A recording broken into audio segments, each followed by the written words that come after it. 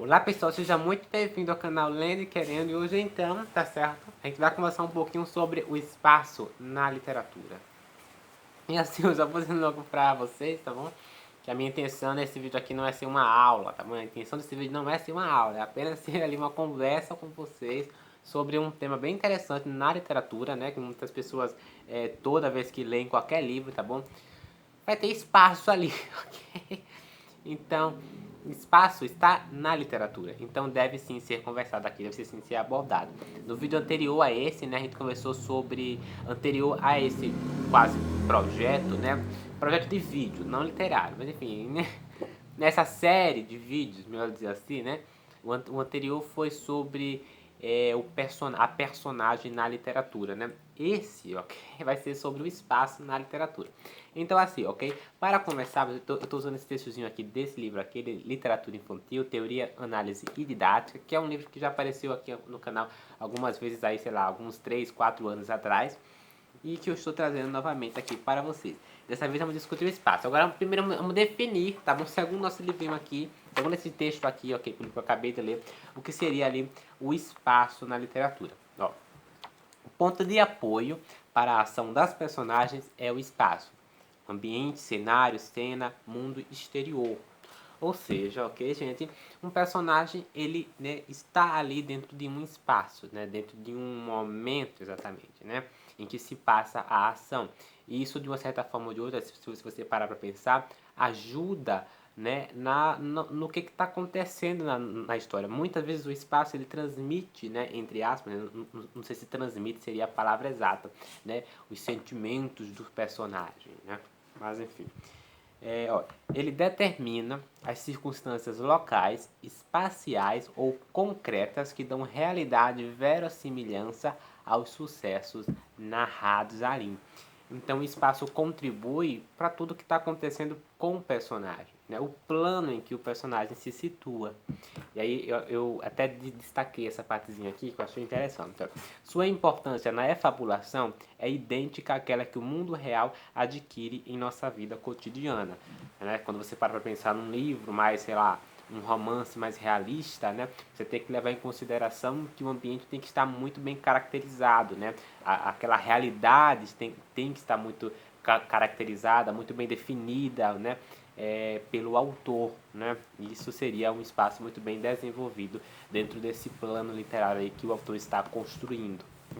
Meio familiar, social e econômico, tipo de habitação, clima, nação, objetos que nos rodeiam na intimidade, a moda de nossos trajes, o local de trabalho, etc. São elementos do espaço que nos servem de apoio para vivermos, condicionam nosso ser social e atuam decisivamente em nosso ser interior. Então, espaço, quando você para pensar no espaço na literatura, ele também tem aquela função de nos definir e nos identificar, né? Então, quando você para pensar em grandes obras literárias, você percebe que muitas vezes o autor constrói, né, em diversos momentos aquele cenário triste em que o personagem está, né, como forma também de identificar o próprio personagem, né, aquele personagem melancólico, meio para baixo, entendeu? E o espaço diz muito do que é que nós estamos sentindo, né? Do que é que os personagens estão sentindo, aliás, né? O interior dos personagens, né? Em muitos casos, né? Nem sempre, mas enfim. Da mesma forma, a ficção narrativa decorre sempre em um determinado local ou espaço que lhe dá significação e verossimilhança. Então, assim, tá bom? Quando o autor constrói lá a obra literária dele, quando ele descreve, sei lá, que o personagem está numa prisão, entendeu? Ele vai descrever a prisão ali pelo aquilo que ele conhece, né? Por aquilo que ele conhece da prisão. E automaticamente nós, leitores, vamos, né, criar essas imagens, né, que o autor está fazendo ali no texto, né? Isso é a partir da verossimilhança, né? A partir daquilo que nós identificamos na realidade, né?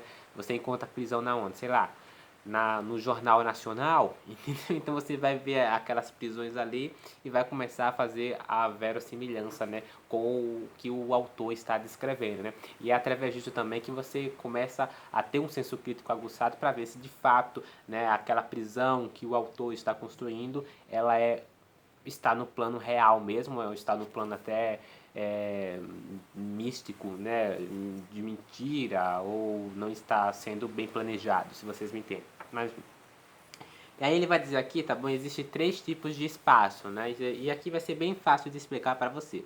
Ó, existe o espaço natural, o espaço social e o espaço transreal, né? Como o próprio nomezinho de cada um desses espaços já diz, então não vai ter muita confusão.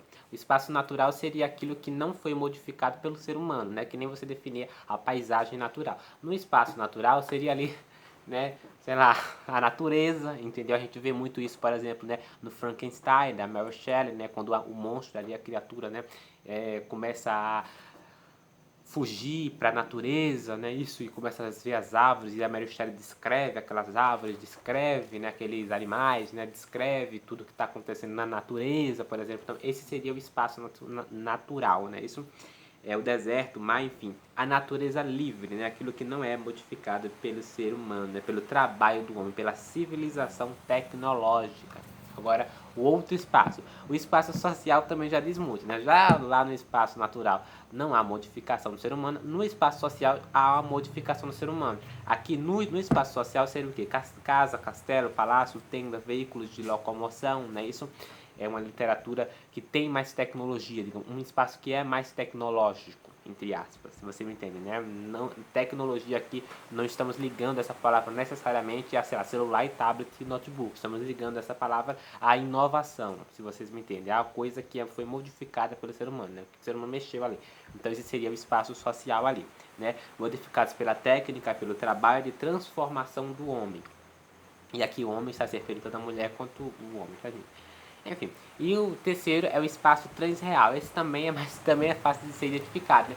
É aquele espaço onde se passa na imaginação do autor, tá bom? Vai além do plano da realidade, né? Aquilo que o autor imaginou, fora da caixinha, entendeu? Ou algo do tipo. O vídeo tá com 6 minutos, vai ficar curto esse vídeo.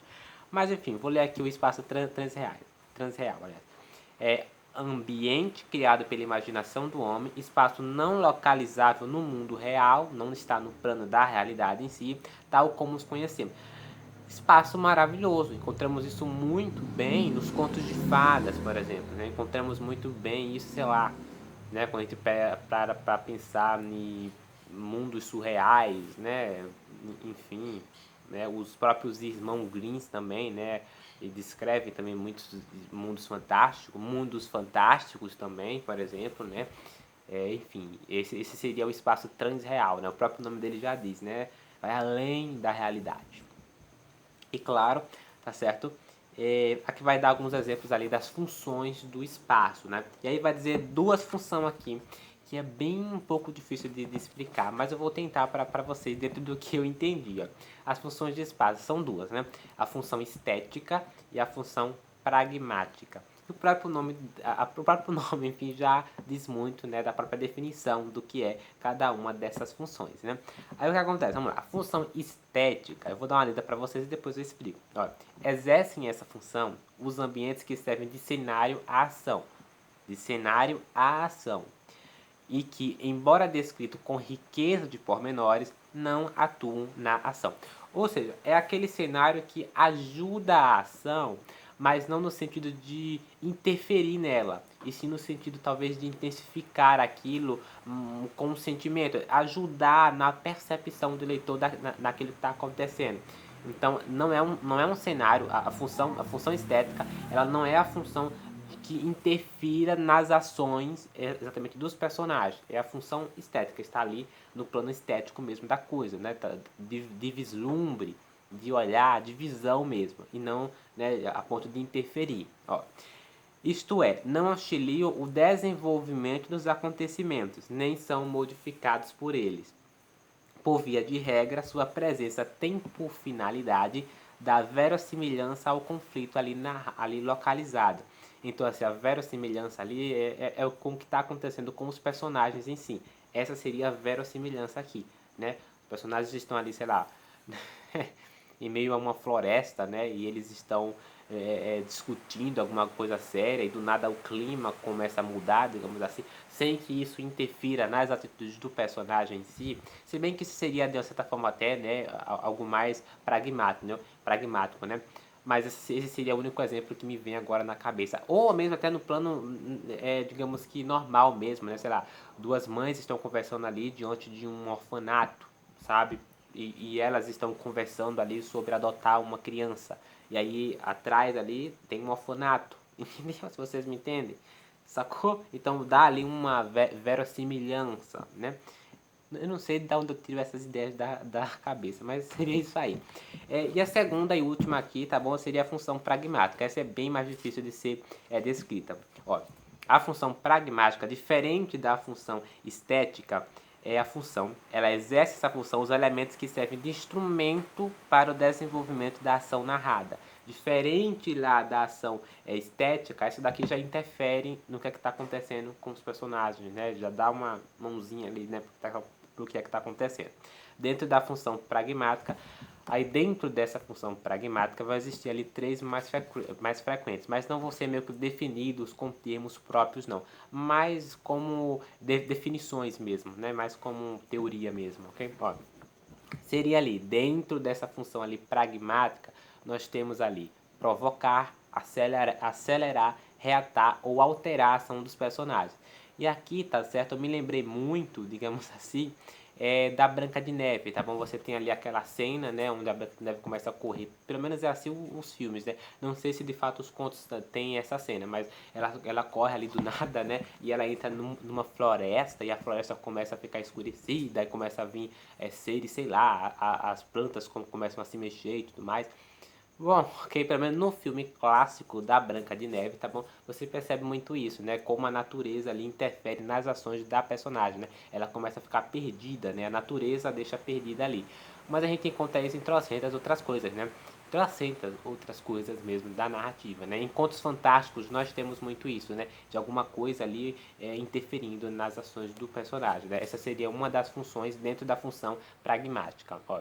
Ajudar, outra função, ajudar a caracterizar a personagem, a revelar sua atitude mental, seus costumes. Muitas vezes o caráter da personagem é revelado em grande parte pela descrição do ambiente em que ela vive.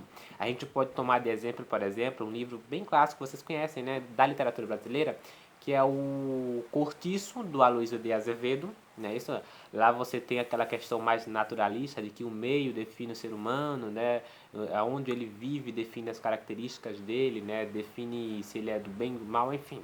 Então você tem essa questão naturalista lá na obra do Cortiço. Muitas vezes você tem o meio ambiente ali, o ambiente, aliás, sendo, né, caracterizado também para definir o personagem, né? Para situar em que personagem estamos lidando, né?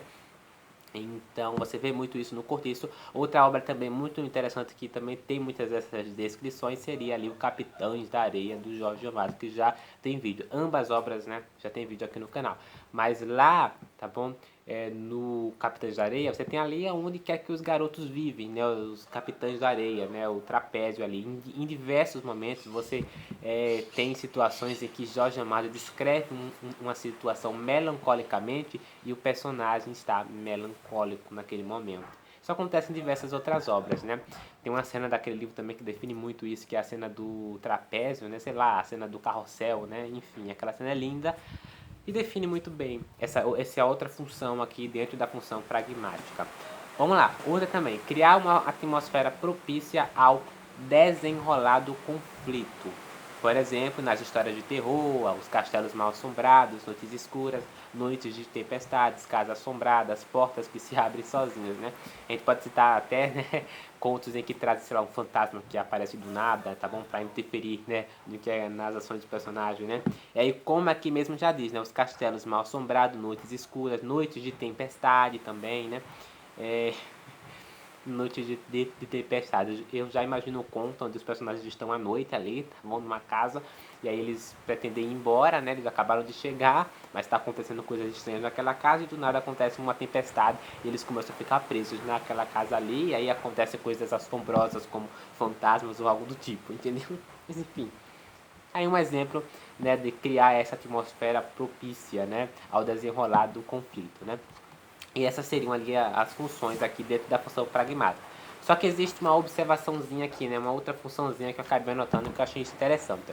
Dentro dessas três funções gerais, o espaço pode ainda adquirir uma conotação simbólica. O que seria essa conotação simbólica? Isto é, ultrapassa a simples funcionalidade dentro da ação ou em face da personagem para adquirir um valor transcendente, um valor que ultrapassa a sua importância objetiva na história.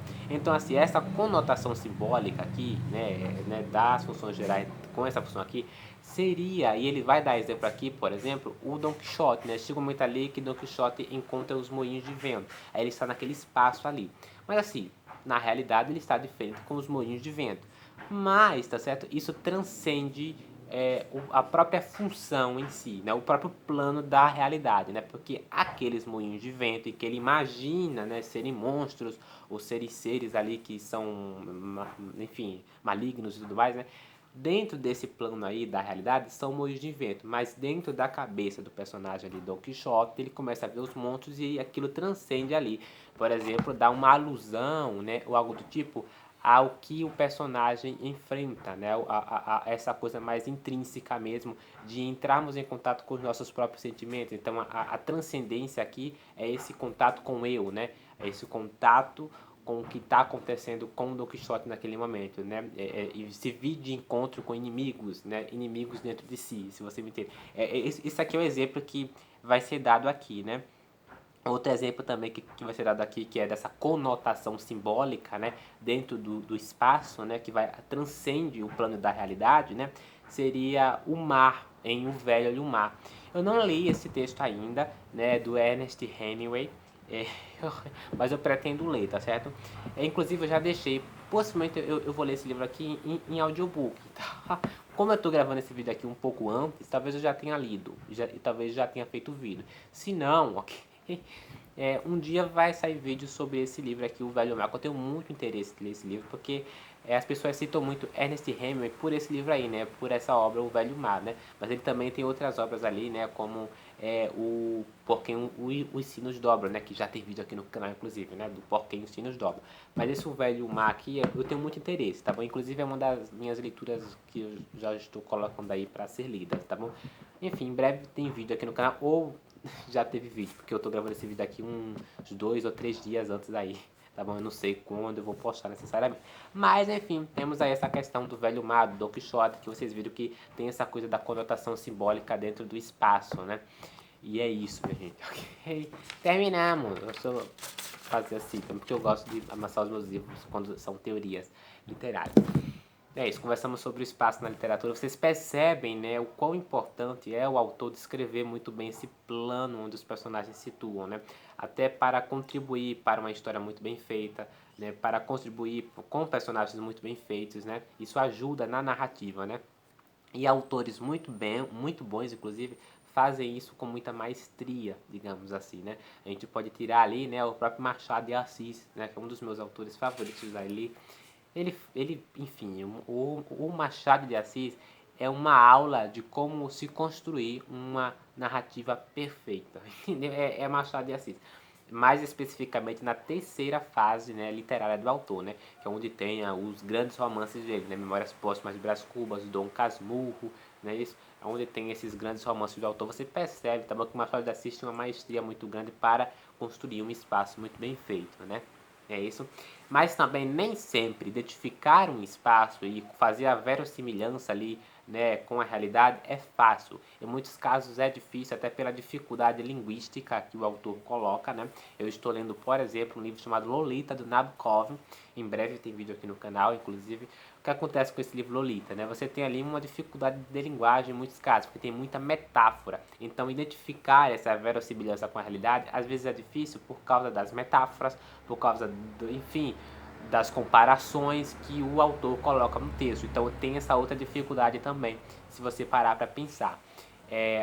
Essa dificuldade linguística mesmo, de nós entendermos ali o ambiente que o personagem situa, e essa dificuldade linguística, além de entender o ambiente que os personagens situa, fazer uma semelhança, né, com o que o personagem está sentindo, porque em muitos casos, né, isso, o autor ele vai fazer uma linha, digamos assim, não vai ser um caminho fácil, né, vai ser um caminho com várias pedras no caminho, né, como diria Drummond, né. Até esqueci a frase, né? No meio do caminho tem uma pedra, não era isso? Mas enfim, seria ali né, a literatura, né, o trajeto que o autor faz para que vocês entendam essas nuances do seu texto, né?